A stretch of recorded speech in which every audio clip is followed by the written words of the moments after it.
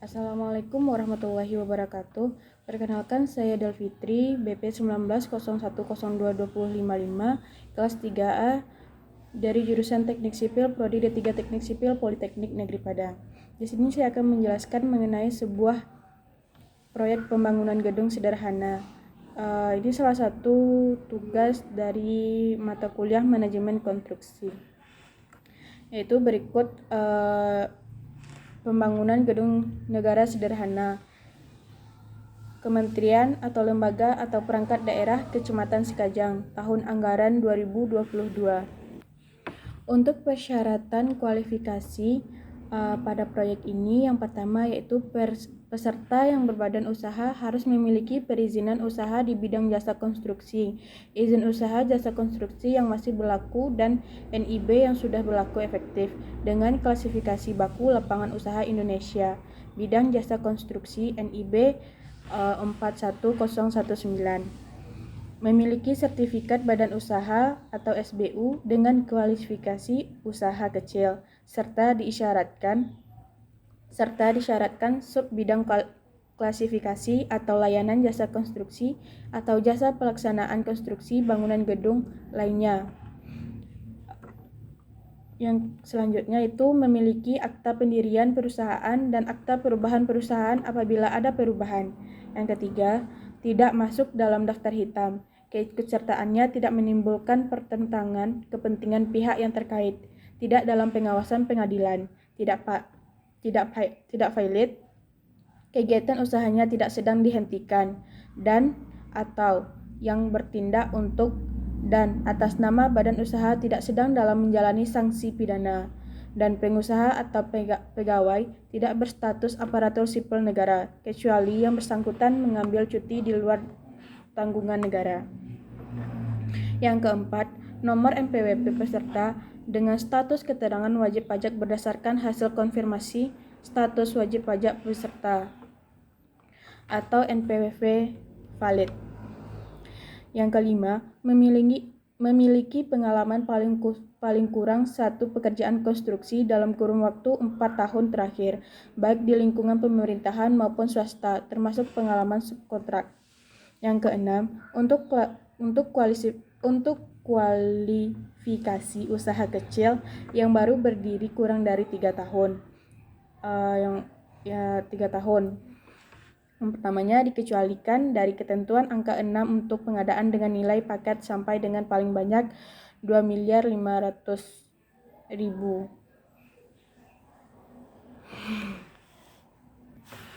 Yang pertama, dikecualikan dari ketentuan angka 6 pengadaan dengan nilai paket sampai dengan paling banyak 2.500.000.000 rupiah. Yang kedua, harus mempunyai satu pengalaman pada bidang yang sama untuk pengadaan dengan nilai paket pekerjaan paling sedikit di atas 2.500.000.000 rupiah sampai dengan paling banyak 15 miliar rupiah. Selanjutnya yang ketujuh dari poin yang tadi, memenuhi sisa kemampuan paket atau SKP dengan perhitungan SKP sama dengan KP dikurang P. KP sendiri yaitu nilai kemampuan paket dengan ketentuan. Yang pertama, untuk usaha kecil, nilai kemampuan paket ditentukan sebanyak 5 paket pekerjaan. Yang kedua, untuk usaha non kecil atau menengah dan besar, nilai kemampuan paket ditentukan sebanyak 6 atau 1,2 N. Yang P yaitu jumlah paket yang sedang dikerjakan, sedangkan N jumlah paket pekerjaan terbanyak bersamaan selama kurun waktu 5 tahun terakhir. Itulah persyaratan kualifikasi. Selanjutnya kita masuk ke dokumen penawaran yang ada di proyek ini. Yang pertama itu dokumen penawaran paling kurang terdiri atas yang pertama dokumen penawaran administrasi, yang kedua dokumen penawaran teknis, dan yang ketiga dokumen penawaran harga. Selanjutnya dokumen penawaran meliputi yang pertama dokumen penawaran administrasi terdiri dari yang pertama surat penawaran sebagaimana tercantum dalam SPSE, yang kedua jaminan penawaran apabila disyaratkan, yang ketiga surat perjanjian kerjasama operasi apabila peserta berbentuk KSO. Poin B, dokumen penawaran teknis sesuai persyaratan teknis yang ditetapkan terdiri dari yang pertama, metode pelaksanaan pekerjaan untuk kualifikasi usaha besar. Yang kedua, daftar isian peralatan utama beserta.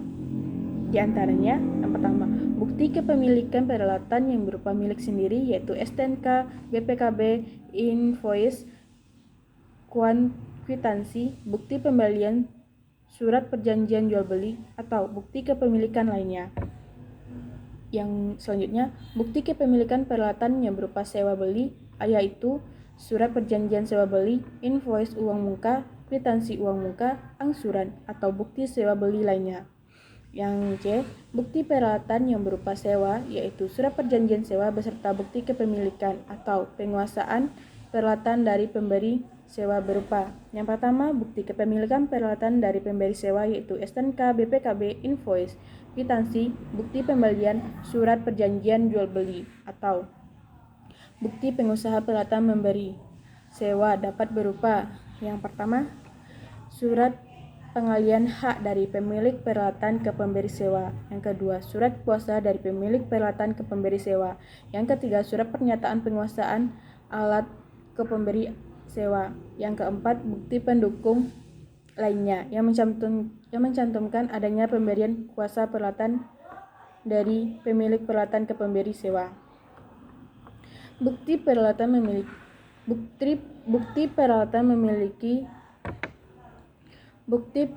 milik sendiri atau sewa atau beli yang disampaikan oleh peserta sebagaimana dimaksud pada butir poin-poin di atas tadi dan tidak dilakukan klarifikasi secara fisik.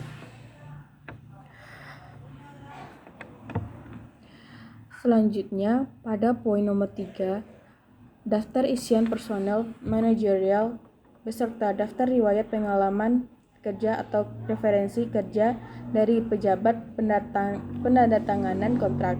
Yang keempat, daftar isian pekerja yang disubkontrakkan sesuai dengan LDP dengan mengacu pada SSUK atau apabila disyaratkan. Yang kelima, rencana keselamatan konstruksi RKK yang terdiri atas yang pertama, elemen SMKK, yang kedua, fakta komitmen keselamatan konstruksi. Yang poin nomor 6, dokumen lain yang disyaratkan apabila ada, dokumen penawaran harga apabila ada. Yang keenam, dokumen lain yang disyaratkan apabila ada. Selanjutnya untuk poin C, dokumen penawaran harga terdiri dari yang pertama, penawaran harga tercantum dalam surat penawaran. Yang kedua, daftar kwitansi dan harga. Untuk poin D, dokumen lain diantaranya formulir rekapitulasi perhitungan TKDN apabila memenuhi syarat untuk diberikan preferensi harga. Yang kedua, daftar barang yang diimpor apabila ada. Selanjutnya, kita akan membahas tentang Pokja pemilihan menetapkan. Selanjutnya, Pokja pemilihan penetapan persyaratan teknis sebagaimana dimaksud pada ketentuan di atas dalam LDP dengan ketentuan. Yang pertama, metode pelaksanaan pekerjaan utama disyaratkan hanya untuk kualifikasi usaha besar harus memperhatikan. Yang pertama, pekerjaan utama yang harus diuraikan metode pelaksanaannya ditetapkan berdasarkan pekerjaan yang nilai bobot biayanya tertinggi secara berurutan. Yang kedua, untuk tender pekerjaan konstruksi dengan nilai HPS paling sedikit di atas 50 miliar rupiah sampai dengan paling banyak 100 miliar rupiah. Pekerjaan utama yang ditetapkan paling banyak 3 pekerjaan utama secara berurutan. Yang ketiga, untuk tender pekerjaan konstruksi dengan nilai HPS paling sedikit di atas 100 miliar rupiah. Pekerjaan utama yang ditetapkan paling banyak 4 pekerjaan utama. Pada poin B, peralatan utama. Yang dimaksud dengan peralatan utama adalah peralatan yang mendukung langsung dan sesuai dengan kebutuhan untuk melaksanakan pekerjaan utama atau major time. Yang kedua yaitu kepemilikan peralatan utama adalah milik sendiri, sewa beli dan atau sewa kepada pihak lain dengan perjanjian sewa bersyarat, bukan surat dukungan. AMP dan atau batching plan dapat disewa oleh lebih dari satu peserta pada saat bersamaan. Yang ketiga, persyaratan peralatan utama harus memperhatikan. Yang pertama, jumlah jenis peralatan utama yang disyaratkan. Yang pertama, untuk tender pekerjaan konstruksi dengan nilai HPS paling banyak 100 miliar rupiah, disyaratkan paling banyak 6 jenis peralatan utama yang dikompetisikan. Yang kedua, untuk tender pekerjaan konstruksi dengan nilai HPS di atas 100 miliar rupiah, disyaratkan paling banyak 10 jenis peralatan utama yang dikompetisikan. Yang B, jumlah peralatan utama dari setiap jenis yang disyaratkan. Yang pertama itu, untuk tender pekerjaan konstruksi dengan nilai HPS paling banyak 100 miliar rupiah, disyaratkan paling banyak 3 unit peralatan utama. Yang kedua yaitu untuk tender pekerjaan konstruksi dengan nilai HPS di atas 100 miliar rupiah, disyaratkan paling banyak 3 unit peralatan. Selanjutnya pada poin C yaitu personal manajerial. Untuk pekerjaan kualifikasi usaha kecil, personal manajerial yang disyaratkan meliputi jabatan pelaksanaan dan petugas keselamatan konstruksi atau 3 ahli keselamatan konstruksi. Yang kedua, untuk pekerjaan kualifikasi usaha menengah dan besar, personal manajerial yang disyaratkan meliputi jabatan manajer pelaksanaan atau proyek manajer teknik, manajer keuangan, dan ahli K3 konstruksi atau ahli keselamatan konstruksi. Yang ketiga, personel manajerial sebagaimana dimaksud pada angka 1 dan angka 2 di atas hanya disyaratkan 1 orang untuk masing-masing jabatan, kecuali yang pertama, untuk tender pekerjaan konstruksi dengan nilai HPS di atas 50 miliar rupiah, manajer teknis disyaratkan paling banyak 2 personel. Dan untuk tender pekerjaan konstruksi dengan nilai HPS di atas 10 miliar rupiah, manajer teknis disyaratkan paling banyak 3 personel. Hanya mensyaratkan poin nomor 4, hanya mensyaratkan 1 sertifikat kompetensi kerja SKA atau SKT untuk setiap personel manajerial yang disyaratkan, kecuali untuk manajer keuangan tidak mensyaratkan sertifikat kompetensi kerja. Nomor 5, untuk sertifikat petugas keselamatan konstruksi atau sertifikat ahli K3 konstruksi atau ahli keselamatan konstruksi tidak boleh dibatasi, hanya diterbitkan oleh salah satu lembaga sertifikat profesi atau instansi yang berwenang sesuai dengan ketentuan peraturan perundang-undangan. Yang keenam, persyaratan SKA atau SKT diatur dengan ketentuan sebagai berikut. Yang pertama, kualifikasi usaha kecil tidak mensyaratkan SKA kecuali SKA. Kualifikasi usaha kecil tidak mensyaratkan SKA kecuali SKA ahli K3 konstruksi atau ahli keselamatan konstruksi. Kualifikasi usaha menengah dan usaha besar tidak mensyaratkan SKT. Yang ketujuh, untuk pekerjaan yang dimiliki tingkat risiko keselamatan konstruksi kecil, sedang, dan besar diatur dengan ketentuan sebagai berikut. Yang pertama, risiko keselamatan konstruksi kecil mensyaratkan petugas keselamatan konstruksi tanpa syarat pengalaman. Yang kedua, risiko keselamatan konstruksi sedang mensyaratkan. Yang pertama, ahli muda K3 konstruksi atau ahli muda keselamatan konstruksi dengan pengalaman 3 tahun, atau yang kedua, ahli media K3 konstruksi atau ahli media keselamatan konstruksi tanpa syarat pengalaman. Yang C, risiko keselamatan konstruksi besar mensyaratkan. Yang pertama, ahli K3 konstruksi atau ahli media keselamatan konstruksi dengan pengalaman 3 tahun. Yang kedua, ahli K3 konstruksi atau ahli utama keselamatan konstruksi tanpa syarat pengalaman. Poin D, risiko keselamatan konstruksi sebagaimana dimaksud pada huruf A, B, dan C berdasarkan ketentuan peraturan perundang-undangan. Selanjutnya, poin ke-8, persyaratan pengalaman untuk personal manajerial selain petugas keselamatan konstruksi atau ahli K3 konstruksi atau ahli keselamatan konstruksi memperhatikan ketentuan. Yang pertama, untuk tender pekerjaan konstruksi paling banyak 15 miliar rupiah. Pengalaman yang disyaratkan paling lama 2 tahun. Untuk tender pekerjaan konstruksi kualifikasi usaha menengah dengan nilai HPS paling banyak 50 miliar rupiah. Pengalaman yang disyaratkan paling lama 4 tahun.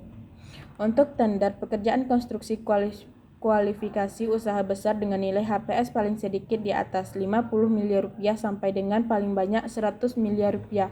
Pengalaman yang disyaratkan paling lama 5 tahun. Untuk tender yang D, untuk tender pekerjaan konstruksi kualifikasi usaha besar dengan nilai HPS di atas 100 miliar rupiah, pengalaman yang disyaratkan paling lama 8 tahun. Untuk yang E, untuk tender pekerjaan kompleks, pengalaman yang disyaratkan paling lama 10 tahun. Yang poin D, rencana keselamatan konstruksi RKK. Itu persyaratan dokumen RKK harus memperhatikan yang pertama, menetapkan satu uraian pekerjaan dan satu identifikasi bahaya. Yang kedua, uraian pekerjaan dan identifikasi bahaya sebagaimana dimaksud pada angka 1 didasarkan pada tingkat risiko terbesar dari seluruh uraian pekerjaan dan identifikasi bahaya yang telah ditetapkan pejabat penandatanganan kontrak dalam rancangan konseptual sistem manajemen keselamatan konstruksi. Baik, itulah penjelasan mengenai pembangunan gedung negara sederhana yang saya jelaskan tadi. Jika terdapat kesalahan, saya mohon maaf. Sekian, terima kasih. Assalamualaikum warahmatullahi wabarakatuh.